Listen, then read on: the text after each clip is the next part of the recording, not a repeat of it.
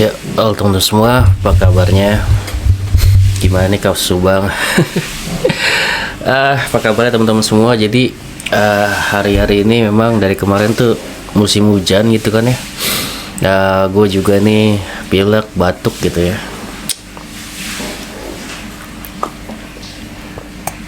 Jadi buat teman-teman semua, ayo kita ya jaga kesehatan. Yang lagi sakit semoga cepat sembuh gitu kan ya. Yang sehat semoga tetap jaga kesehatannya. Ini cuacanya lagi hujan terus gitu kan ya, lagi kurang bagus ya. Semoga teman-teman sehat terus ya. Jadi dari kemarin gue juga pengen buat video, cuman sampai sekarang ini juga ya gitu ya, cuman ya gitu ya, meriang. Badan panas, batuk, pilek tadi ya kemarin. Tapi gue tetap pengen bahas sesuatu ya. Jadi bahasa juga santai aja. Ini gue pengen pengen minta tanggapan ke temen-temen ya. Ini kita masih bahas Pak Mulyana sih. Tentang apa tuh Bang? Jadi kemarin kan di kontennya Mbak Suci ya, Pak Wawan itu yang live-nya Kak Silvia ini, yang menyatakan Danu bukan pelaku yang sebenarnya di kasus Subang. Itu ada pernyataan seseorang, namun gue kurang tahu namanya, menyatakan bahwa ada kecurigaan ke Pak Mulyana gitu, karena Pak Mulyana tidak berkontribusi apapun sebenarnya untuk Pak Yosep, bahkan malah menjatuhkan Pak Yosep gitu. Kalau pernyataan gue kemarin itu, Pak Mulyana seperti ya bisa dikatakan membela diri, bisa dikatakan cuci tangan gitu. Ini pernyataannya kita dengerin. Mungkin ada teman-teman yang udah dengar, mungkin ada yang belum. Gue minta tanggapannya gitu nih. Oke. Pak, saya boleh nambahin nggak sih Pak? Silakan. Tadi perihal pengacaranya Pak Yosep ya, dan pengacara Pak Yosep itu sendiri kan dipilih oleh Pak Mulyana. Sedangkan Pak Mulyana itu adalah adiknya Pak Yosep. Betul ya teman-teman? Betul. Ya. Kemudian mari kita cari tahu bahwasanya apa sih yang diperbuat Pak Mulyana untuk Pak Yosep. Nah ini poinnya. Kalau misalnya kita tarik kembali Pak Furi, Pak Mulyana ini tidak kooperatif dan tidak profesional, itu satu. Kemudian Pak Mulyana ini memberikan uang barang bukti senilai 30 juta kepada Pak Yosep, sedangkan itu seperti jebakan, seharusnya tidak boleh, kan begitu. Yang itu udah kedua. Yang ketiga, Pak Mulyana sendiri memohon-mohon dan menangis agar Pak Yosep ikut rekonstruksi, padahal itu tidak boleh. Karena apa? Itu sangat-sangat merugikan Pak Yosep. Secara tidak langsung berarti Pak Yosep mengakui, kan begitu. Kemudian dia bersaksi bahwasanya Pak Yosep kalau ada maunya aja baru kontak dia. Jadi kalau kita lihat Pak Mulyana ini sebagai adik, bukannya meringankan atau membantu, justru malah memasukkan Pak Yosep lebih dalam lagi dan lebih masuk lagi ke dalam kasus ini serta menjadi pelaku.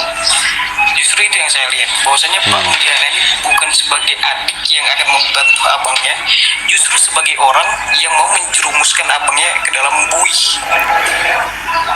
Gitu. Itu tentang Pak Mulyana ya. Oke. Jadi gitu ya teman-teman, pernyataannya dari ya entah abang siapa namanya gitu kan ya. Pernyataannya ya ada benernya, namun tadi ada fakta baru juga. Fakta baru apa tuh Bang? Itu ya kaget juga tentang Pak Mulyana nangis-nangis minta Pak Yosep ikut rekonstruksi gitu. Dan itu kan juga bertentangan dengan Pak Rohman ya. Dan itu nih pernyataan ini juga ya baru kita tahu ya, bahwa emang Pak Mulyana berarti nangis-nangis gitu ya minta Pak Yosep ikut rekonstruksi. Ada apa nih gitu kan ya. Ya seperti kita ketahui, kalau misalkan ada kecurigaan kepada Pak Mulyana, misalkan gitu menjebak Pak Yosep atau seperti apa, ya memang wajar ya untuk dicurigai seperti itu. Dan juga karena apa? Karena seperti kita ketahui sebelumnya Yoris juga merasakan hal yang sama gitu. Yoris menyatakan saya disuruh sama Pak Mulyana misalkan itu untuk ngambil mobil segala macam, itu kan perintah Pak Mulyana juga. Artinya apa?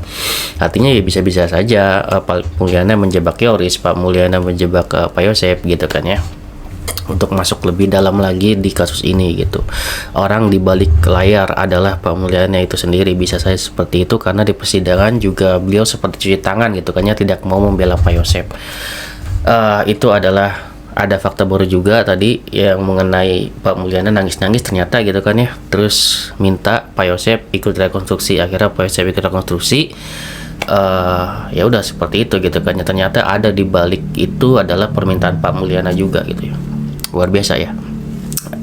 Poinnya apa bang? Poinnya gini ya, kalau gue pribadi kalau menurut fakta persidangan di situ kan kalau misalkan dari si TV Angger kan ada orang yang bersama Pak Yosep yang mirip Pak Mulyana gitu kan ya. Kalau memang itu adalah fix Pak Mulyana, ya mungkin aja beliau termasuk memang bagian dari dalangnya atau sutradaranya, itu bisa aja saja seperti itu ya teman-teman. Karena kemarin pada saat Bang Freddy atau Kang Freddy itu datang ke tempatnya Bu Cici itu pada saat mau rekonstruksi Taryono, namun itu kan nggak jadi ya. Itu kan mampir ke tempat Bu Cici sempat hampir mau mengatakan gitu kan ya, siapa sih orang yang berjaket hitam itu gitu, namun kayak kesetop, Bu Cici ragu-ragu gitu ya karena mungkin ada di depan kamera. Gue juga ngecat gitu kan ya, bilang ke Kang Freddy, ntar aja Kang Freddy di balik layar gitu. Gue nggak tahu nih gimana kelanjutannya ke Kang Freddy, coba ya nggak tahu ya nonton video gue atau enggak, coba dibuat konten untuk itu ya, mungkin beri inisial atau apa kalau misalkan nggak mau. Atau gue juga nggak tahu Kang Freddy itu kemarin sempat nanyain atau enggak ke Bu Cici, Bu Cici itu mau ngomong apa tentang orang tersebut, mau mengungkapkan namanya gitu. Seperti itu. Kalau clue-nya kan mirip Pak Mulyana gitu kan ya. Apalagi di sini dari pengacara Pak Yosep sendiri mengarahnya ke Pak Mulyana. Jadi semuanya terfokus nih ke Pak Mulyana. Dan pasti Yoris pun juga mendukung ya. Karena apa? Karena Yoris pun pernah diperlakukan seperti itu kepada Pak Mulyana, kayak bersiteru gitu kan. Padahal ini yang nyuruh itu Pak Mulyana gitu. Pak Mulyana balik menyalahkan Yoris kan kayak gitu. Dan gue juga nggak tahu juga ya di persidangan itu kan sebenarnya memang benar apa kata orang ini gitu. Memang kan di situ sebenarnya ya kalau Pak Yosep sadar gitu, itu kan pernyataan dari Pak Mulyana itu kan memberatkan Pak Yosep ya sebenarnya. Kayak dari uang apa tuh, uang titipan segala macam diungkapkan seperti itu, menurut gue itu malah semuanya itu memberatkan Pak Yosep gitu. Dan dia juga kayak angkat tangan gitu, nggak mau tahu apa-apa, menyatakan ya Pak Yosep dihukum atau enggak seolah-olah dia tidak mau tahu kayak gitu, tidak mau ada andil di situ gitu.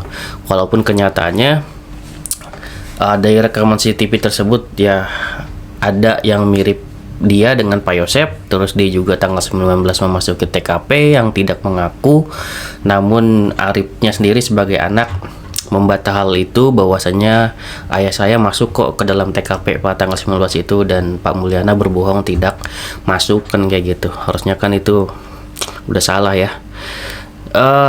Ya itu sebenarnya hal ini kalau misalkan memang benar ada prediksi dari gue juga sih, dulu juga memang gue ada faktor X gitu. Faktor X itu ada orang nih yang menjebak keluarga Pak Yosep, atau memang ada masalah ke keluarga Pak Yosep sehingga melakukan hal tersebut kan kayak gitu. Itu adalah faktor ketiga ya, dimana itu faktor lain yang ada kemungkinan di situ, dan Bu Sylvia ternyata menariknya ke situ gitu karena ada kemungkinan ke situ. Namun di sini harapan gua ini adalah pembelaan dari Bu Sylvia untuk Pak Yosep gitu kan ya. Silakan saja untuk mencari buktinya gitu kan ya. Ini kan yang namanya upaya hukum gitu kan ya. Namun gue juga pengen ke teman-teman semua, berkata ke teman-teman semua, kita jangan terlalu fokus juga ke Bu Sylvia-nya, tapi berfokusnya benar-benar ini ke OOJ juga ya, ke OOJ ini, ke yayasan ini, Pak Erdilau. Kemarin gue juga Pak Erdilau juga komentar di video gua, terus juga komentar di video Kang Freddy bahwasanya ada 2 guru yang sedang sakit, jadi kayaknya mungkin belum bisa ngurus yayasan karena mungkin ya gue bilang tadi cuacanya lagi kurang bagus ya. Ya semoga sehat terus untuk Pak RD dan para guru-guru agar bisa mengungkapkan yayasan, dan ya semoga dari apa ya Pak dari ATS Law Firm juga terus ya untuk menuntut ini nih untuk OOJ ini gitu ya, karena kita juga bingung nih untuk memantaunya gitu, karena seperti apa tidak ada media ya, harusnya mungkin kan ada media nih dari Polri ke kita nih, ke masyarakat, sampai mana sih progresnya tentang OOJ ini gitu kan ya. Jadi harapan gue juga mungkin sama kayak Kang Freddy gitu ya, nggak mau karena terlalu vokalnya Bu Sylvia ini OOJ ini jadi tidak kita bicarakan gitu, dan juga yayasan ini jadi tertutup gitu. Itu yang gue mau bilang ke teman-teman semua. Jadi ya semoga kita semua terus bahas yang namanya yayasan, terus kita bahas yang namanya OOJ ini gitu kan ya.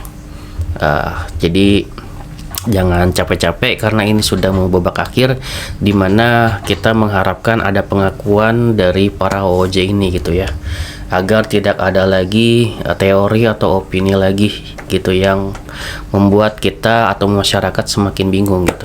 Oke, segitu ya dari gua, semoga bermanfaat. Wassalamualaikum warahmatullahi wabarakatuh. Sinas video teman-teman.